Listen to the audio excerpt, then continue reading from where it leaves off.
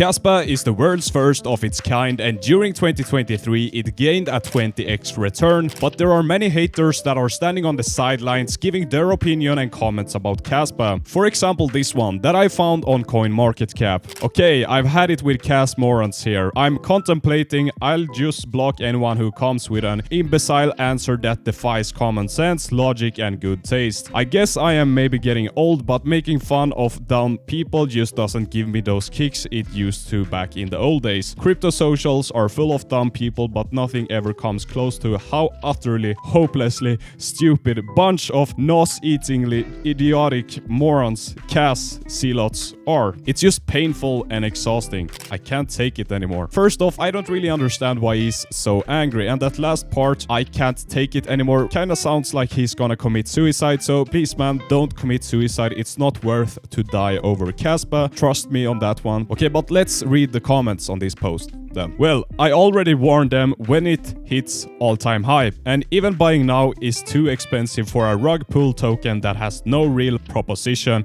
and use case at all. Just pure rubbish. But morons will always be morons. And I guess one part of that is correct. Morons will always be morons. But let's pick up on the rug pull part, because I believe that's really interesting. The 7th of November 2021, Kaspa was released to the public. Everyone had a fair and equal opportunity to get in from the beginning and to get into mining Kaspa. There was no pre-sales to venture capitalists, so there are no VCs that are sitting on enormous amounts of Kaspa that they got for very cheap.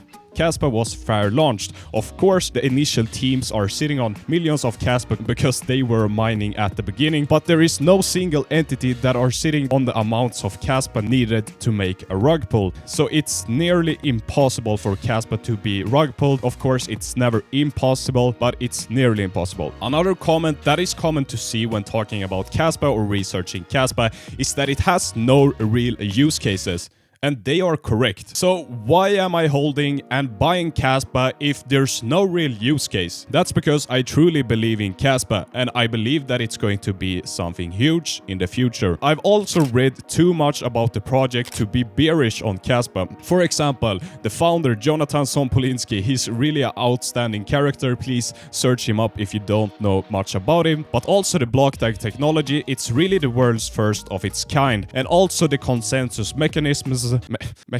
Okay, I have a problem pronouncing that word. For example, the DAGknight protocol and everything like that. It's truly amazing technology. But the thing is that the majority of cryptocurrencies out there does not have a real utility. And price regarding cryptocurrencies is mostly driven by speculations, beliefs, and also the price itself. That's because the higher the price goes, the more attention the project gets. And that's why I'm holding and buying Kaspa, because I believe in the project. And many other people also believe in the project. So when price goes up, more people start to recognize Kaspa, and when they recognize Kaspa, they will do their research, search up Yonatan Sompolinsky, search up blockdag and everything like that, and they will realize that it's really great technology and also start to believe in the project. Now, why do I believe in the project? And that's a question you need to be asking yourself every time you're buying or holding a cryptocurrency. Because if you're always relying solely on what other people are telling you to buy, you'll eventually find yourself in very deep and hot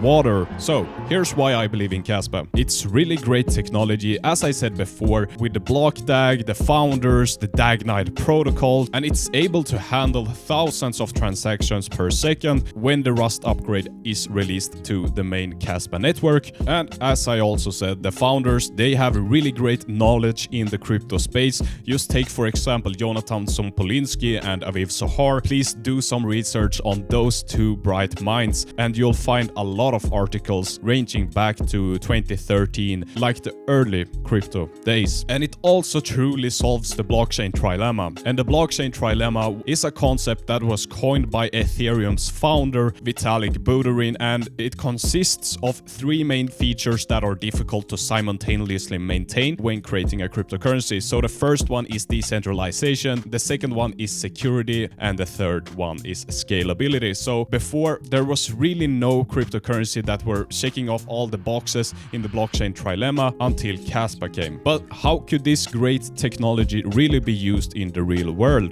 So one of the main features that Kaspa could be used for is as a payment system, like a payment processor or peer-to-peer electronic cash system. For example, Visa and MasterCards, which are two payment processing operators, they charge around 3% when you use their systems, and sometimes even higher. And Kaspa's transaction fee is 0.00001 Kaspa, which is roughly 1/100th of a cent. So that is not a high transaction fee, and that's like a business owner's wet dream to have that low transaction fees. So I can't wait to see in the future when you're going to shop on websites or go into a store and it says something like save 1% on your purchase if you're paying with Kaspa. But for something like that to happen, people need to start accepting Kaspa as a payment option. And is that really reasonable? I want to believe so. Fiat currencies all over the world are starting to see the real problem of printing money recklessly. Let's take Argentina for example. During 2023, they saw an inflation rate of 211%, and people in Argentina really started to lose faith in the fiat currency. And Argentina is not the only country that's seeing these high inflation rates. For example, let's take Turkey as well. They saw an inflation rate of 64% during 2023. This means that the people's money is rapidly being devalued instead of gaining value. In essence, people are getting less for their fiat currencies, and at some point in time, people will have lost faith in fiat currencies. That's at least what I believe. And when that happens, that's where Kaspa should be stepping in. Kaspa is not inflationary, it's deflationary because it has a fixed supply. When the max supply is reached, no one can print more Kaspa. It's not possible. So rather than people's money being devalued over time, it gains value. And Kaspa could also be used in places where there are not a good developed banking system, for example the sub-Saharan Africa region and remote island nations. And the second main use case that I believe could be really huge for Kaspa is smart contracts. Just think about all of the other coins that have smart contracts. They have fees that are out of the roof. So if Kaspa adds smart contracts, it would become like the financial freedom coin for smart contracts, at the same time as you can use it as a peer-to-peer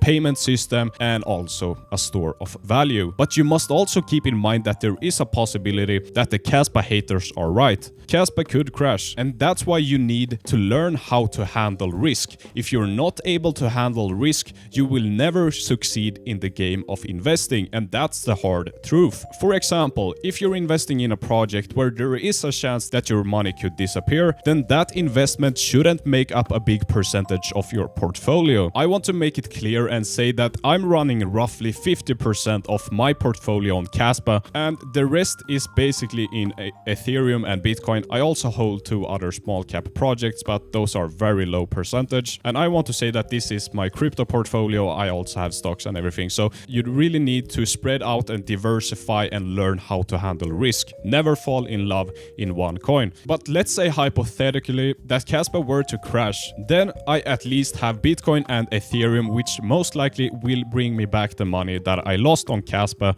during the bull run, hopefully, but nothing is for certain. So I'm going to keep buying Kaspa and keep holding my Kaspa. We could see some time of downwards movement the next couple of days or even weeks, which could present really nice buying opportunities. If you want to get some Kaspa for yourself, then you can use my link in the description and sign up on KuCoin and receive $700 in beginner rewards. This is my affiliate link, so it really supports the channel if you decide to go and create your account through my link. Thank you. It's important that you don't keep your Kaspa in exchanges, so please send the Kaspa out to your Kaspa wallet, or you can buy a Tangem hardware wallet using my link down below and also save 10% on your purchase. We all know what happened during the FTX scandal. People lost their money because they thought that exchanges were safe. I would truly love to hear your opinions and what you think is reasonable, so please leave your thoughts in the comments and I'll answer them. And if you like this type of content, please subscribe and hit that like button, and I'll see you in my next video. Thank you so much for watching. My name is Tashi. Goodbye.